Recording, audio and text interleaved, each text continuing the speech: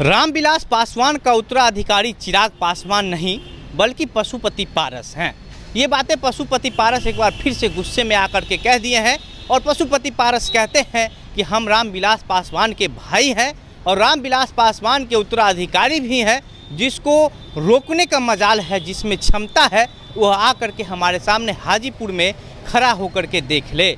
1977 से हम हाजीपुर की जनता का सेवा किए हैं और आज भी हम यहाँ के सांसद हैं। आज की भी हाजीपुर की जो जनता है वह हमारे साथ है और देश में इतना लोग हैं और अगर सब कह दे कि हम हाजीपुर से ही चुनाव लड़ेंगे तो क्या हाजीपुर की जनता उसको स्वीकार कर लेगी? हाजीपुर की जनता उसको अपना नेता मान लेगी? ये जो बातें पशुपति पारस ने गुस्से में आकर के कहा है, ये बातें पूरी का पूरी तरह जो है वह चिराग पासवान की तरफ इशारा के तौर पर कहा गया है। और चिराग पासवान को लेकर के लगातार ये चर्चाएं चलती रहती है कि चिराग पासवान अभी जमुई से सांसद तो हैं लेकिन हाजीपुर से भी चुनाव लड़ने की दावा करते हैं। पिछले कुछ दिनों से खबरें ये चल रही है कि चिराग पासवान की मां बीना देवी हाजीपुर सीट से चुनाव लड़ने जा रही है और इसके बाद जैसे जैसे ये चर्चा चलती है कि चिराग पासवान या चिराग पासवान की मां हाजीपुर लोकसभा सीट से चुनाव लड़ने जा रही है, वैसे वैसे पशुपति पारस का जो गुस्सा है वह अपने चरम पर होता हुआ दिखाई दे रहा है। पिछले दिनों पशुपति पारस ने कहा था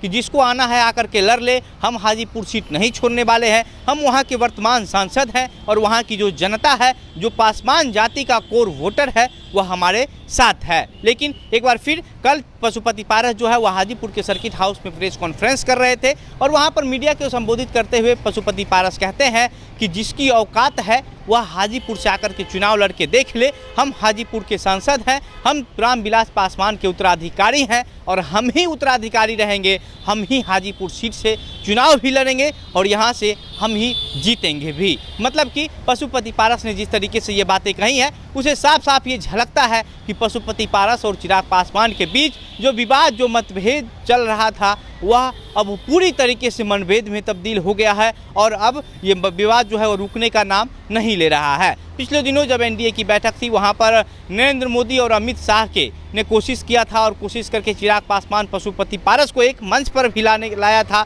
और उसके बाद वहां पर चिराग पासवान ने अपने चाचा पशुपति पारस का पैर छू करके आशीर्वाद लिया था। आशीर्वाद देने के बाद पशुपति पारस ने चिराग पासवान को गले भी लगाया था। लेकिन उसके बाद जैसे ही दोनों चाचा भतीजा पटना पहुंचते हैं, पटना पहुंचने के बाद एयरपोर्ट से ही उनका जो राग है वह बदल जाता है। दोनों एक दूसरे के खिलाफ फिर से बोलना शुरू कर देते हैं। उस समय जब ये प्रकरण हुआ था, प्रणाम करने वाला, आशीर्वाद देने वाला, गले लगाने वाला, उस समय दोनों लोग कह रहे थे कि हमारा भतीजा है, हमारा चाचा है और हम लोग जो है परिवार के लोग हैं। उसके बाद जब पटना आए फिर से दोनों का जो है चाचा भतीजा का वो राग बदल गया। अपना अलग अलग जो राग पहले से आलाप रहे थे वह फिर से आलापना शुरू कर दिए। लेकिन अब जिस तरीके से लगातार ये चर्चाएं होती जा रही है, ये एनडीए के लिए भी कहीं ना कहीं जो है वह मुश्किल होता हुआ दिखाई दे रहा होगा, क्योंकि एनडीए के लिए बहुत बड़ा असमंजस साबित हो सकता है नरेंद्र मोदी अमित शाह के लिए कि आखिर हाजीपुर सीट से किसको चुनाव लड़वाया जाए। एनडीए की तरफ से लगातार ये कोशिश की जा रही है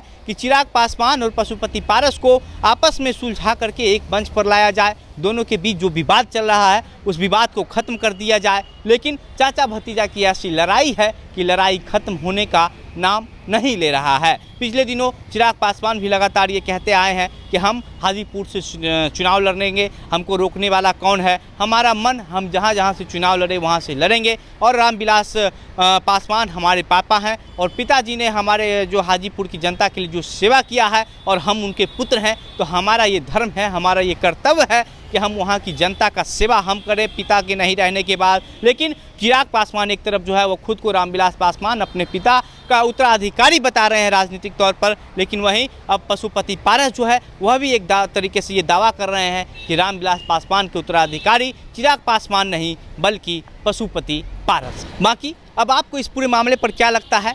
आखिर रामविलास पासवान के उत्तराधिकारी किसको होना चाहिए और ये लड़ाई के बाद जो विवाद चल रहा है, इस विवाद के बाद कौन रामविलास पासवान के मुख्य और असल उत्तराधिकारी बनेंगे? आपकी जो प्रतिक्रिया है हमें कमेंट बॉक्स में लिखकर बताइएगा। वीडियो को शेयर कीजिएगा। मेरा नाम घनश्याम सिंह है। आप द बिहार प्रोजेक्ट देख रहे थे। बहुत बहुत धन्यवाद।